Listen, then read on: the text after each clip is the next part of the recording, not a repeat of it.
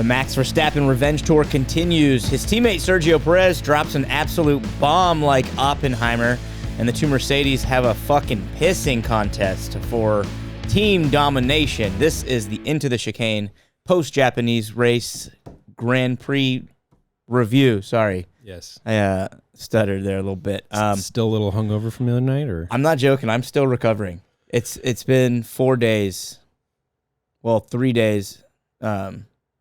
Since I went to sleep, but I am absolutely still in recovery mode. Yeah. I don't have it like I used to. Too old. Yeah, I didn't go as hard as you did, but just getting home at 1:30 in the morning and then not being able to sleep as soon as you get home, I probably didn't go to bed. A little bit. I didn't go to bed till almost like 3, and so for me, being the old man, like that's a lot, and then having to wait with the kid waking up at the normal like 6:30. You know what time I went to bed? What's that? I think I went to sleep at 8:30 or 9. Oh my gosh! The morning after the Japanese Grand Prix. So we did the live stream. Success, I'd say. Yeah, it was a little chaotic, much like this absolutely. race, but it was a lot of fun. Definitely looking forward to doing it again. Yeah. So shout out to you if you tuned in. We appreciate you guys, and then thanks to everybody, all of our friends who came in and joined in the actual event that we put on, the little party that we had. We stayed up. We finished off. God, they came back with 2 24-packs or 1 24-pack of Michelob Ultra after the race. This is post-race. Oh, yeah. Jonathan and Bruno brought that back, and then, the three of us just stayed up and worked on that, and then we went to breakfast at like 8:30 in the morning. No, I think it was closer to like 7:30. So they had a wrestling match in the living room that I refereed. A lot of fun. But I'm still recovering because I've aged out of that type of shenanigans. So have you since rewatched the race? Yeah. Okay. I've had it. I mean, I haven't done like a close detailed. I rewatched the race in 30 with like pretty close attention, and then just like had it on in the background while I was cleaning things up got it, yesterday or the day before. Yeah, I definitely had to go back and rewatch just to, there's a lot that you miss when you're trying to talk the whole time, Mm-hmm. I want to give it another full rewatch, like of just my undivided attention too. Like that's one of those races that I think you can go back and just watch a bunch. Yeah, there's so much that happened. Mm-hmm. A lot of individual races and individual circumstances that still didn't quite get the right answers to. Like Yuki's race a little bit. I was still kind of a little upset about that. What didn't you like about it? Just the fact that he qualified in a pretty good position, and then he finished outside the points. And considering he lost out to 2 drivers. Really, he lost out to Fernando Alonso and Pierre Gasly, I think. Or no, I guess both. He must have lost out to both Alpines. What do you mean lost out? Like he had qualified ahead of them, but he ended up behind them in the race. So he ended up behind his teammate too, who he outqualified, didn't he? Yeah, he only lost out by a spot, I think. That was a crazy race all around. Like, I mean, from jump. Let's talk about Max's start, or the start in general. That was one of the best starts I've seen in so long. It was such a sexy launch from the top 3 drivers. Yeah. At the beginning, it almost kind of looked like Lando was going to get around him there for a second. I think if Lando had been a little bit more aggressive and put just a tad bit less angle, because they had all kind of angled their wheels at each other. Max angled his at Oscar. Oscar had his at Max. Lando kind of had his aimed at Max too. So off the line, Lando was cutting towards the inside. I think had he not done that, because of how far over Max went and just went in a straight line, he might have had the outside. Maybe. Or it would have at least given him enough room to be able to underbrake and go a little bit further around the outside. Mm-hmm. Instead, he kind of got caught out right on Max's bumper. And then Oscar, same thing. Max cut him off so hard it was either going to him or, wreck. Yeah, and I mean... Or break, I mean. Yeah, and Max just started the weekend just on one, right? Yeah. Like, from immediately, like, the first practice, he was the second a lap faster than everybody, so... if you were going to make a move, it had to be real early. If you wanted to make up any time, they were going to have to pin him, and cause real traffic and then do some tire deg strategies on him. Yeah, I mean, it finished about how I expected, but still, it was all. Yeah, you forget too when you get to the end of the race, or at least I forgot. After a long night, I forgot how far up Max finished ahead of everybody. Was it like 20 seconds? It was something like that, yeah. And there was points in that race where myself, a couple of us watching, were like, there's a chance. There's a chance that Lando could potentially get around him. And, with the undercut strategy that they were kind of going for, the pit strategy, it was like maybe he'll be able to hold on. Yeah, but I don't know. So, yeah, the word buzzing around this past weekend in Japan was that Max took Singapore personally. And of course he did. And he actually apparently called it that he was going to win the next race by 20 seconds because of that. And I heard that it was him and Christian Horner playing ping pong or something. Yeah, I think it was his engineer GP actually. Oh, okay. But, yeah, and he was like, "Yeah, I'm going for 20 seconds." That's insane that he can just Babe Ruth that shit, just point to the outfield and be like, "This one's going out of the park." Yeah, it's kind of crazy. With how unpredictable Formula One can be, to be able to predict something like that, even just one time. If I would have been like Max Verstappen by 20, that's insane. To say that you're going to do it yourself, that mentality is nuts. And just the confidence that he has knowing what he can do. Yeah, I mean, with their car and with where he's at just performance-wise, he just had to go out and just execute like he does normally. Yeah. And head down, go into robot mode. Yeah, and then that 20 seconds wouldn't be too far-fetched. So good on Max for setting the tone early and keeping it carried through the weekend. Another tone, actually maybe more continued this week, was Logan Sargent bidding it in qualifying in pretty sloppy fashion. Yeah. He also had an incident in the race too. So definitely. He had a couple incidents in the race. I think after this weekend, he took I think he might have had it already going into this weekend, but he took the lead in the Destructors Championship. Yeah. So he's cost his team the most money. Yeah, out of any of other drivers. So there was a couple really good tweets that people made. Did you see some of them? Which one? The American Latifi? Well, there was. Did you hear something? Yeah, I just heard music. No, it was Oliver. Oh, we got another loose baby in here. Well, there was a meme that somebody made. You remember the old like Nicholas Latifi photo, and then the shadow was a goat? Yeah. Somebody took a picture of Logan Sargent and made the shadow Nicholas Latifi. Did you see that one? And you can like totally tell that it's Nicholas Latifi's shadow. That's with funny. Like his big dumb ears. That one, and then Tom Bellingham from the P1 podcast, he tweeted out Latifi walked so Sargent can run. Which is great. Yeah. I mean, he's literally following in his footsteps. Yeah, I think when it comes down to, I don't know. He won't get the chance to decide a championship this year, so it won't be that much. The only difference, so Sargent is about as destructive as Latifi was. He's wrecking more. The only difference between the two of them is I'll say that Logan Sargent is more competitive.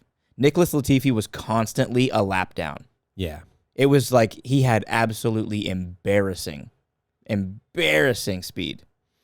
Sargent is at least just back of the pack, not like a consistent back marker. Yeah, and he's shown like glimmers of speed. Yeah. In that lap that he was on, he was about the same pace as Albon. Couldn't quite bring it home in qualifying. Yeah, and that's kind of like his story for the year is showing these little glimmers that there's something there, but never quite being able to bring it home. And I think that's why the word is that the team wants to give him another chance, or at least wants to continue to give him that chance. And so for next year, that's why I think it's justified if they do one more year. If he has another year like this, then he's got to go, maybe even halfway through the year, But if he has any semblance of what he's done now, next year, that's it. Yeah, you can't. I mean, he can't even. It, you can't even really like mess up at all. The second he crashes, the media is going to jump all over him. Guys like us are going to jump all over him, and he's probably going to jump all over himself and just have an even worse year. Yeah, and start to go downhill. Yeah. Like another person who's been gripping the steering wheel a little too tight. Yeah. He had to get a therapist, apparently. A mental coach, yes. Yeah. Checo's been struggling a lot. His struggles continued this weekend. In the race, we had some first lap chaos, as I guess maybe it's a little bit typical here in Suzuka, and then there's Yeah, it's a big wide straightaway. You end up going like 3 or 4 wide at every line. So when you have those, like like a Silverstone, I'm trying to think where else has a big long. Coda a little bit, but that's more of a 2 wide until you get to that first turn where it opens up a little bit more. But just these big, giant, long starting lines, giant straightaways, you get guys just going wheel to wheel. Yeah, and so it was the 2 Ferraris and then Checo and then Lewis Hamilton. Checo runs into Hamilton. Hamilton goes off. We saw Alex Albon take damage there. We saw he got into it with one of the Romeos. I think it was Bottas. Yeah.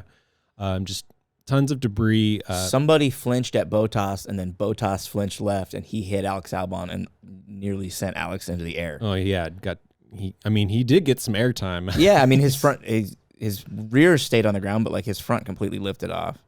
Yeah, so rough go at the beginning of the lap. We did see the AlphaTauris battling a little bit, scrapping that lap 1. Luckily, safety car got called before that turned into anything. Well, what was cool was Liam Lawson actually put the move on Yuki Tsunoda as at the very end of like sector 3, right before they got back into the first sector where it was yellow flagged. So he like got that move done just in time, and I thought it was just like a brilliant aggressive move. Yeah, like he just knew that he had to sneak it in right there. Yeah, and it sucks that it was Yuki. It does. Like I like Yuki. You're a little bit more of a Yuki stan than I am, but I like seeing Liam be very aggressive and just doing what he has to do to showcase, because that's all this is now. Like he knew going into this weekend that he didn't have a seat for next year, because I guess I announced it on the live stream, but Daniel Ricciardo and Yuki Tsunoda confirmed for next year, which is the exact scenario I said I didn't want to play out. Yeah, but yeah, it is what it is. I guess it's the more logical choice if you're running a team. Yeah, and the word is that Liam is going to be doing a reserve driver deal for 2024. Sim driver, and then with the stipulation that he's guaranteed a seat at either AlphaTauri or Red Bull in 2025. I don't think it's going to be Red Bull. Well, we shall see. It's going to be if let's see how DR does next year with a full season under his belt. I'll be interested to see if he's going to be able to match Yuki in the same way that Liam has or what. But I get the feeling that they're going to look at both of those drivers and go, we have a better driver sitting right here in the garage, in the garage. Yeah. And I don't think that they'll make the move, but unless one of them's completely just wasting money, binning the car week after week, and they're going to have a lot more competitive of a car next season because they're going to put together that basically just a model, like a Spec 2 car of the Red Bull car.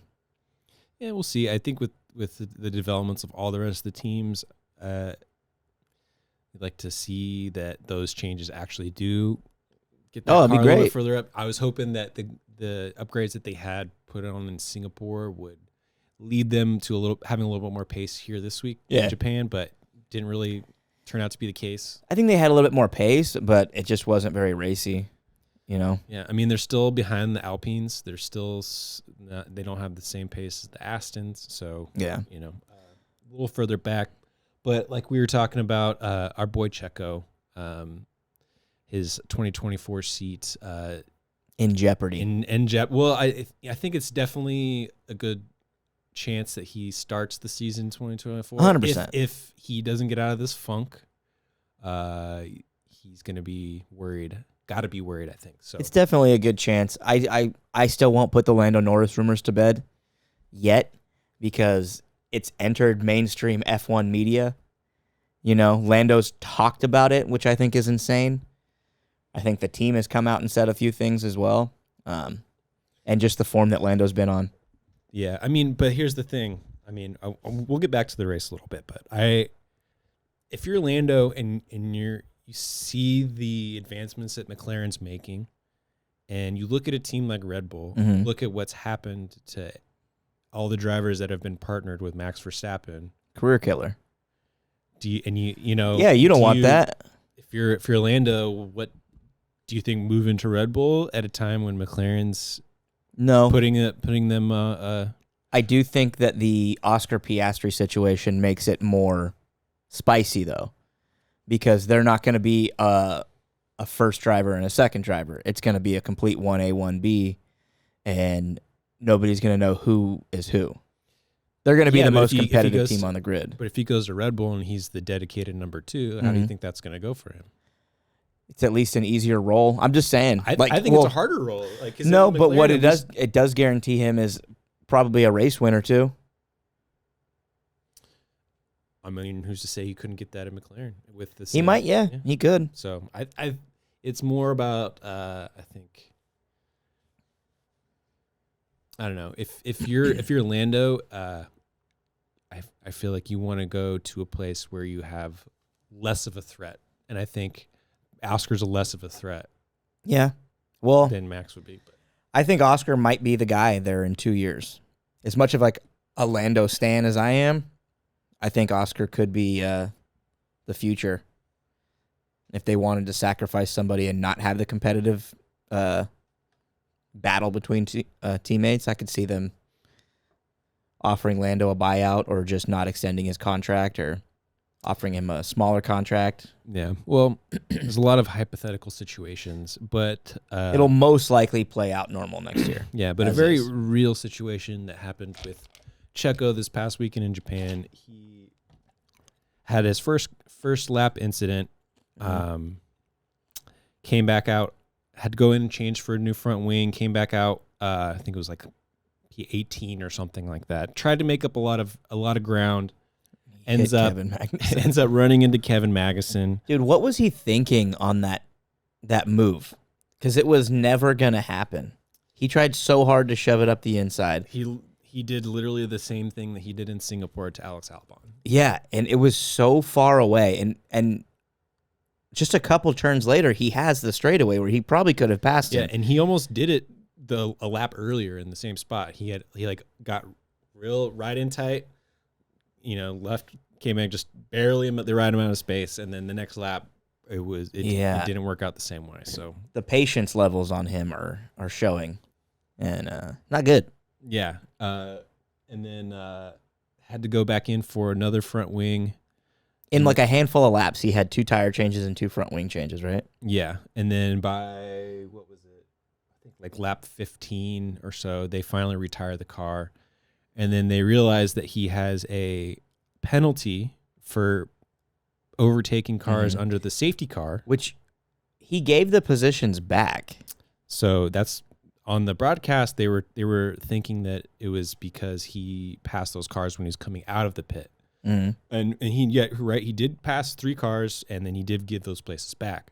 But going into the pits, he overtook Alonso. Like, he sped up a little bit to get into the pits a little quicker, but in doing so, he overtook Fernando Alonso. So in the pit lane? Before he got to the pit lane. So as he's going towards the pit, he overtakes Alonso. And then did he go over the 2 yellow lines or the white lines? Before he even got to the 2 white lines, right? So like, and this was under safety car. Okay. You're not supposed to overtake. Yeah, right. He overtook and went. I see. I missed that. Yeah. So, wow. So, and he had already served a 5-second stop go, right? Yeah. So he basically got one as he was serving the other one, and then so by the time he comes back into the pits, he still has this outstanding penalty. The team worried about the possibility of that penalty being given at the next race if they didn't serve it correctly. So Checo has to go back into the car, and then they send him back out for a couple more laps, and he comes back in. That was the wildest shit I'd seen in F1 in so long. I've never seen that before. That's one of those things that you would assume that there's a rule. Like, once you retire the car, you can't just get back in. I think there is a rule. From what my understanding, I thought that there was that rule. Apparently there isn't. I could have swore there was. Yeah. But again, like you said, apparently that's not a rule. It's almost just assumed that if you park it, that you wouldn't want to even waste the manpower, waste the engine or the gearbox, and bringing it back out because you're going to be X amount of laps down already. Yeah, and then apparently it got that stop where he went in and then came back out. It got clocked as like a 40-minute pit stop, I think. What, maybe second longest? Or a 30-minute or something like that. Yeah, The longest one is like a 48-hour one that Valtteri Bottas got. Yeah, in Monaco. Yeah, which I don't know how that's even possible, but I guess because the race. I don't know. I don't know if that one's actually on record because he DNF'd because they couldn't get that shit off, but they were finally able to get the wheel off like a day or two later. So then I think that just became like internet lore. They got it off. So that's funny. But yeah, so the fact that Checo came back out, that would be on record probably the longest pit stop in F1 history. Yes, I mean, just those shots of Checo, like the look on his face, him getting wheeled into the pit, and just it was just like him sitting there. It's just got to be so degrading. How about that shot that the cameraman did? The dude knew what he was doing, of Max getting his pit stop, and it was like a 2.9. It was like a quick one, and then the pan over to Checo just sitting in his car, just looking around. Just like all wired, not knowing what to do, not knowing where he stands. Yeah, not knowing what he's doing in life. So fuck, I can't believe what a fall from grace, dude. It's pretty rough. From the beginning of this season, when we're like, could Checo challenge? Yeah, race 3, I was like, he has the possibility to take the lead here in the championship. So, yeah. I think that just got to him too much. I think he believed it personally, like he really thought that he could put the challenge, and then as that started to slip away from him, it's just really got to him, I think. Yeah. To have to realize that, I'm not that guy. I'm not the one. And then to realize that like you have a teammate who can literally just go, I want to win by this amount. And you're like, there's nothing I can do about this. And then the whole world is looking at you a certain way. You start, have a couple bad qualifyings. The team is putting you under pressure. The F1 zeitgeist is putting you under pressure. Next thing you know, you're sitting on the couch talking to a therapist. Yeah. That sucks. Yeah. So rough race for Checo. It was a rough race for both Williams. Both of them, you said Sargent having his little mishap with, I guess it was Bottas. He punted him. Albon got his damage on the first lap, and then was never able to really recover. So for them, not too great. For the Mercedes, that was it was pretty fun getting to see them battle on track there for a little bit. That was great from like start to finish. It felt like there was some real sandpaper between the two of them. George put that move on Lewis early on. I don't remember. Was it lap 1? Might have been first handful of laps. Within that first stint, they were battling. George over Lewis, and then Lewis immediately comes back at him. And they did that like 2 or 3 times. Because they did that one early, and I remember going off on George Russell at some point later in the race. Well, so they ended up on 2 different strategies. George went for the one stop, which here at Suzuka with the tire degradation, not necessarily the greatest plan. That was nuts how fast some tires were degrading. Yeah. Like even over 1 lap, I think the softs were showing like some severe degradation. The Mercedes have a little bit of advantage over some of the other cars in that regard. So, but still, Russell, he was about, I think it was like 3rd or 4th before he started to fall back in that last like 10, 15 laps or so, the last stint. Eventually Hamilton caught him, and there was a little bit of a argument, I guess you could say, over the radio about him letting Hamilton through. Did you? He said something like. I actually have the transcript here if you want to go through. Well, let me see if I know what you're talking about. Was it the one where he said like, "Do we want to race each other or race others?" or something like that, right? Something like that was earlier on, or something. Yeah, that was one of the first ones. Yeah. Okay, well, what's the transcript? So later on. God, is this real? This is very real. Is this going to make me mad at George Russell now? Yeah, so 1 hour, 29 minutes, Hamilton catches Russell. 1 hour, 31 minutes, Marcus, who's Russell's engineer, will invert positions. Russell, repeat. Marcus, okay, we'll invert positions. Russell, why can't we invert on the last lap? He just keeps the DRS just like last week. Let's keep fighting for a bigger result. Marcus, so it's an instruction, George. Oh, I remember this. Russell, yeah, copy. I'll do it on the main straight when I have DRS. Russell, he got new tires. Is he able to overtake me? Marcus, so this is an instruction. We will invert. Russell. Yes, I hear you. Russell. He's not even close to me. A few seconds later, Hamilton passes Russell. So Russell I don't know if he's just in tunnel vision. He really wants to show that he's the more dominant driver there, but to what end, right? Dude, what does he think? Like, let's say that they allow, because what I'm gathering from that, like everything that I'm understanding is that he's trying to weasel his way to having it happen on the last lap and then not give it up. Like kind of pull some like multi-21 shit like Seb, do the agreement to give the position back, but then ultimately not do it. Yeah. That's what that sounds like to me. It sounds very Weasley. Also, further context, right? It's Leclerc. At this time of the race, it's Leclerc, Russell, Hamilton, Sainz. Sainz is coming up, catching Hamilton. Hamilton, is feeling a little bit of pressure. He says, "All right, if you don't let me through now, Sainz is going to catch both of us." Mm-hmm. And then this instruction goes out to let Hamilton through, right? Mm-hmm. So, had that not happened, Carlos, who did get past Russell once everything, once they made their move, it could have ended up costing both of them. Yeah. So it didn't really, like, them making the move didn't get Hamilton that much closer to Leclerc. I think Leclerc's pace was too good for them to be able to catch him, I think, in this race, but definitely could have cost them some points. Yeah, same thing that happened in Singapore. George Russell not wanting to let Lewis by when Lewis had the pace advantage, and then what happens to George anyways? He puts it in the fucking wall because he's under such pressure instead of just letting Lewis by. But what was I getting at? Him trying to weasel his way and then beat Lewis, grab the extra points, whatever, finish ahead of him in the standings, and then be like, look at me, I finished ahead of Lewis. I'm the number one guy here, as if we're not going to have the team radio available. Yeah, like we don't know what's going on. Yeah, seeing that you held back Hamilton. Yeah. Like you said, like, to what end? Once that call goes out, dude, you're fucked. It's just, I mean, not to mention just... I love, too, that they said that's an instruction. Yeah. This is not a question. That's an order. Yeah.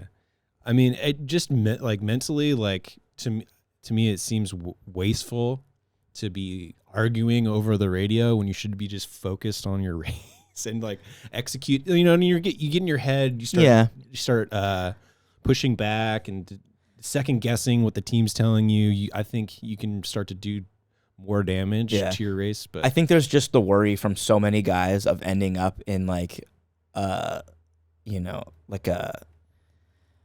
Nico Rosberg before he won his championship, a Valtteri Bottas just being a complete second heel, like a Felipe Massa, guys who were just there just for the number one guy. Checo, ultimately now, even though Checo's kind of like a little bit of an afterthought. Yeah, but Russell's not getting put in that place because they just worry. Don't like him. It's because I know objectively, the performance of the drivers in the car are such that they need to have the cars ordered in a certain way to maximize their performance. But Russell, for whatever reason, thinks that it's a like personal slight against him if he. Of course he does. It's George fucking Russell. But I think he's just protecting himself, especially with the history that Mercedes has of being such a definitive 1 and 2 driver team. He doesn't want to fall victim to being, Lewis's heel. But what does that mean? I don't know what the... I'm just saying I'm trying to get inside the dumbass head of a toy and, like, justify what he's thinking. Yeah, I mean, it's ego. It really is what it is. Yeah. It's ego. So, George, just put it aside for I don't think George ever walked into that team to be a team player. He wanted to be on that... Like, think back to when he was on Williams. He wanted to be in that seat simply because the Mercedes car at the time was the best. Not because he's like, oh, I want to drive for Mercedes. Mm-hmm. It's the team that Schumacher built, 7-time world champions at the time, whatever it was. He literally just wanted to step in and go, look at me. I came from the back of the grid, and now I'm up at the front, and it didn't work out that way. Yeah, well, it's I don't know. He needs to figure some things out, I think. learn to play a little bit nicer. Would have been interesting. What if George Russell never goes to Mercedes? He stays at Williams. Williams puts together this car. It ends up being Alex Albon and George Russell. I mean, they'd probably be in a pretty good spot right now. They'd be... I don't know if they could afford that, but... Maybe not, but if they take a little bit of a pay cut, be the tallest team on the grid. That's for sure. Yeah. So McLaren holds it together. Amazing Goddamn. pace throughout the weekend. Our boys in orange pull off the double podium. Yeah. Oscar with the first official podium of his career. He got the sprint race second place earlier on. But this, I think, is great to see. Makes me very optimistic. This McLaren speed is for real.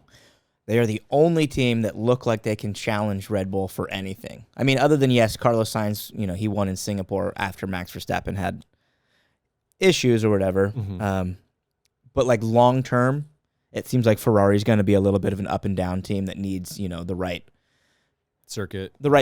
They need to get their car in tune every single weekend, whereas McLaren looks a little bit more consistent to be at least 100%. On the ass of the Red Bull, or at least take one of the bulls out, Max Verstappen's a little bit an outlier, we know that. But should something happen to Max Verstappen, whether it be a DNF or, penalty, grid penalty, any of that shit, it looks like the McLarens are the ones to be able to pounce on that. Both of them, too. So it's a good sign overall when both your cars are tight packed. Yeah, if you're Zach Brown right now, I mean... rock hard. Just over the moon. Yeah. Pretty good season overall for IndyCar. Yeah.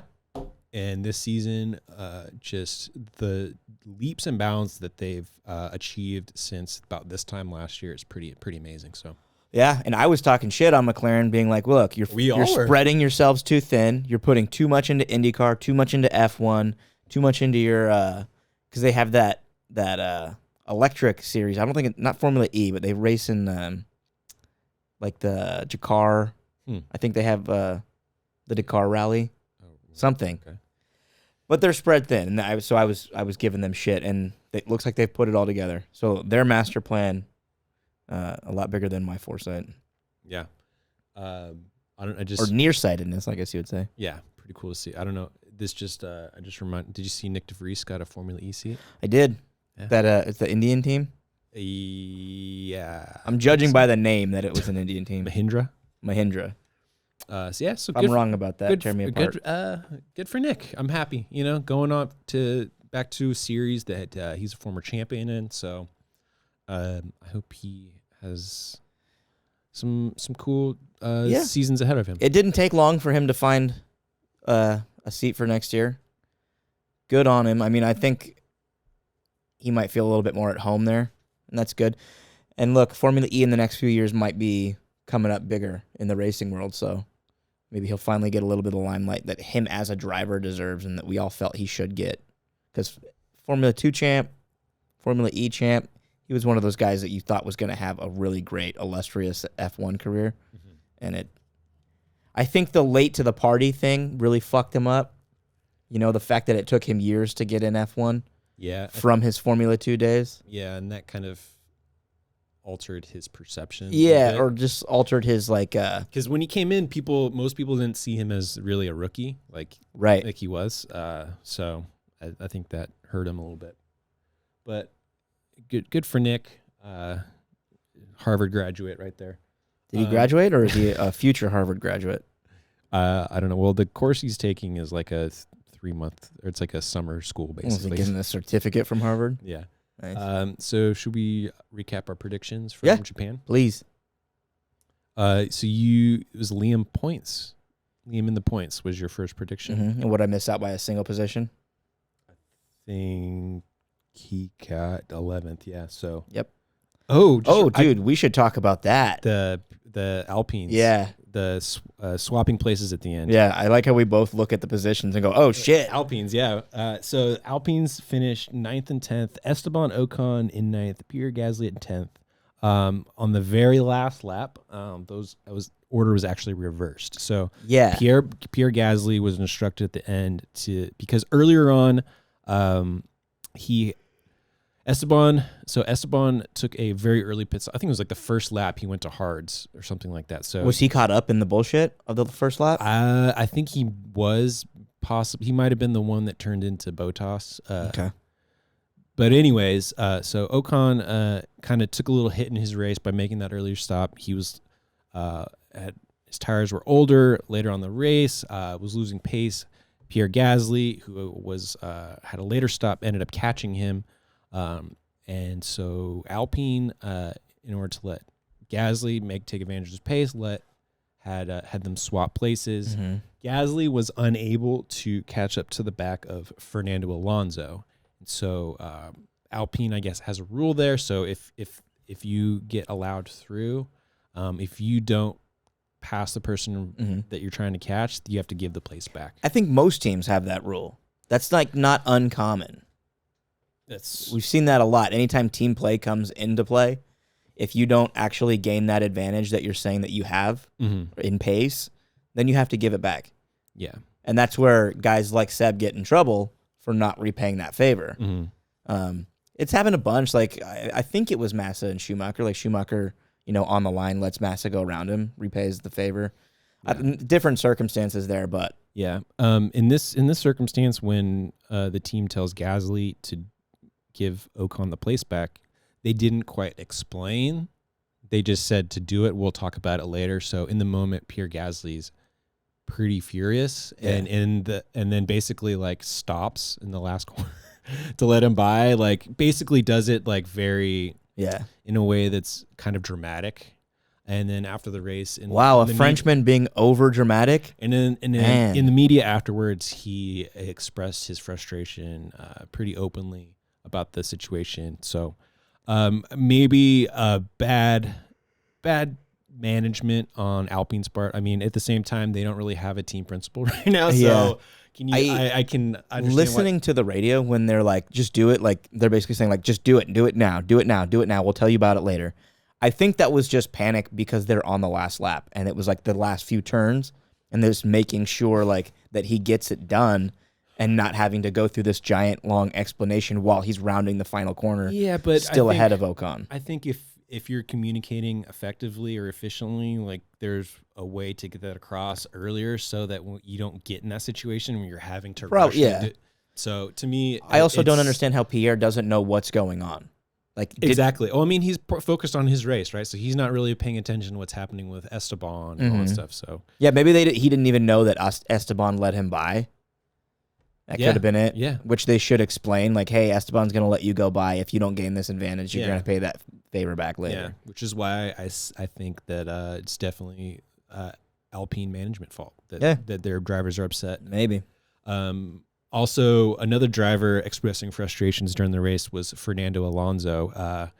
What was he mad about? He said, "You threw me to the lions." With the early pit stop. So that's right. I forgot about that. Before we move on, I want to talk about this too. How are you feeling about Fernando Alonso's position at Aston Martin now? Right now, the team obviously have been sliding downhill. Yeah, rapidly through the season. Lance Stroll hasn't finished a race in a couple rounds. Fernando obviously seems frustrated and maybe showing a little bit of doubt about some of the strategy calls and the strategy team. So could this mean bad news for Aston moving into 2024? Alonso, when things started to go bad with Alpine, they really went bad. He jumped ship real quick. Yeah, does he have that, the poisonous locker room factor to him? Just a bad locker room guy? No. I mean, like, it's more, I think, a momentum thing. Like, if the bad vibes start to build. Well, that's what I'm saying. Like, when things go bad, is he going to make them worse by not being, like, a good morale guy? Trying to, he could. I mean, well, that's the thing is, like, if he doesn't feel confident in the team around him and that they're going to be making good calls, like, how do you. Is he on a 1-year deal? I think he's got till the end of 2024. Okay. You know how I feel about Lance Stroll's position. Yeah. I do think that the team holds on to Fernando for another year. I think Lance Stroll's going to be gone ASAP. Whether it's next, I mean, they came out and they said that he's committed to racing next year. This race to me was like a definitive, like he's fucking gone. Send him out. Here's the thing. Fernando is still getting points. He got 8th position. He finished P8 in this race. I think where Aston Martin is lacking might be in development, and that all these other teams have surpassed them because they came flying out of the gates, and now Mercedes, Ferrari, and McLaren have passed him, and that's all who he's really behind. He might, on a one-off weekend, catch a Williams that finishes ahead of him at the right track. But other than that, every car ahead of him is either a McLaren, Ferrari, Mercedes, and then, the one-off, sometimes Checo will probably be in there too. Yeah, but if you are consistently getting podiums at the beginning of the season, you're Fernando Alonso, is that really acceptable? In his eyes, probably no, but... Right? So I think that team's headed for trouble. So potentially, but again, it's like it's a development thing. So, and those come in ebbs and flows. So they could start off the season again next year, coming out of the gate hot, and they just have to keep that consistency up. I don't know. For him, if he jumps after 1 year, that's a bad look, I think. I don't know who would really want him after that. Yeah, it's tough. And where would he even go if he were to abandon Aston Martin? I don't know who can afford him. Exactly. There's going to be no seats open unless my, wet dream of a silly season really comes true and everybody just starts shuffling deck chairs and moving guys and buying out contracts, and then something would pop up, but that's wishful thinking. Yeah. So back to our predictions. You had Liam in the points, did not quite get that. One spot out. Mm-hmm. Your second prediction was 3 teams on the podium. Didn't get it. I'm happy to lose that one out. Yeah. Good on McLaren for holding it out. Yeah. And it wasn't really that close either. So McLaren out qualifying Ferrari, and sure enough, so that's 1 point. 1 point for Chan. My prediction was Yuki being the man over at AlphaTauri for this weekend. You said clean sweep, right? Clean sweep, and did not happen. Yeah. After qualifying, I was feeling good about it, but the day of the race, things just did not work out. I had a prediction that Stroll would not finish, and guess what? Did not. I'll take it. My second prediction was that Ferraris beat the Mercedes this weekend of cumulative points. So I would say you are correct on that one. Yeah, it was 20-16. So in favor of the Ferraris. Let's see, how's the constructors looking right now? Let's see, because Mercedes didn't lose too many points to them, so I think they lost like 4 points. It is a 20-point gap. Okay, it's 1 DNF. Yeah, that is Ferrari. 1 DNF from a P2 in the constructors. I mean, if Ferrari is able to take second from where they were at the beginning of the season, I think that's pretty great. Moving it to the signs of the Fred Vasseur management coming to fruition, I think. Yeah. Here's another thing, too, going back to Aston Martin. So they're only 64 points down on Ferrari for P3. Imagine Lance Stroll being competitive for this entire second half of the season. Oh, they'd be probably second right now. They'd probably be in P2. Yeah. Still. Yeah. And then Fernando Alonso would probably be less complainy. That could be part of the issue, too, this is literally a one-dog fight. Yeah. He's doing everything by himself. But, the thing that's like, it's weird, too. It's like, compared to where they were last year, it's still an improvement. Oh, 100%. It's like, that's They're great. 3 positions up. Yeah, so, but yeah, they could be a lot higher than where they're at right now. They should be. So that's it for our predictions. Race of the year standings. Where do you feel like this one lines up? This, for me, I can't believe we're doing it, but I think this has to be number 1. Really? Yeah. Why? Just all the drama. One, the pace of the McLarens makes this very exciting because, like we said earlier, this was a very prove-it race, and I think McLaren did prove it. The drama on the first lap I thought was fantastic. It was a really great qualifying session, too. Really exciting qualifying session. lap 1 drama, 5 cars out, Checo bullshit, Mercedes battle, a little bit of McLaren battle. I thought it was tops. Overall, everything. I got to disagree. I think there's definitely 2 more races that had way better action, I think, than this one. Okay. You think Netherlands did? I guess there's probably 3. I think Netherlands, Singapore, and Monza were all better.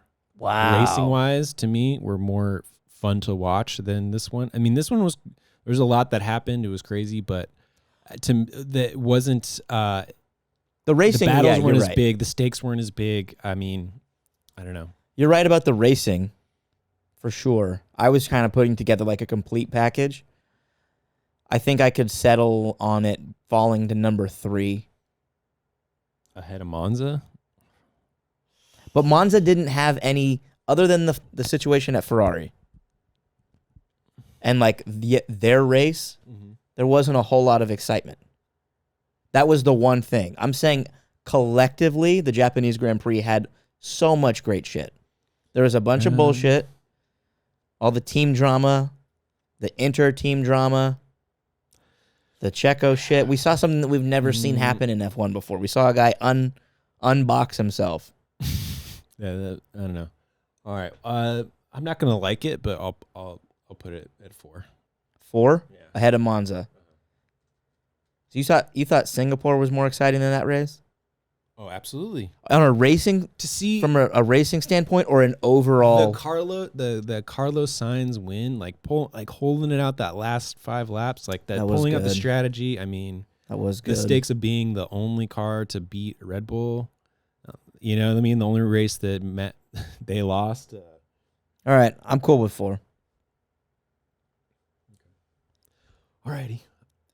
There's a definite recency bias in a lot of those standings. This is why I think we'll at the end of the year we'll go back and do a recap episode. Yeah. Maybe we'll relitigate this. Maybe. That's a lot of rewatching. Well, we can do highlights. Yeah, sure. We'll work on it. We'll sit down for 3 hours and watch highlights of every single race and take notes. That actually sounds like a decent day. Yeah, let's do it. All right. Maybe we could live stream it. There we go. There you go. So I think that's about it for Japan. We got a week off, and then we're headed to Qatar. Losail. Yeah. I mean, this isn't, we don't have to do our Qatar predictions, but I'm expecting a little bit more of the same unless something happens with Red Bull. I've been saying it. I do think that the Red Bull car, or Max's car at least, is going to have an issue as soon as we get to North America.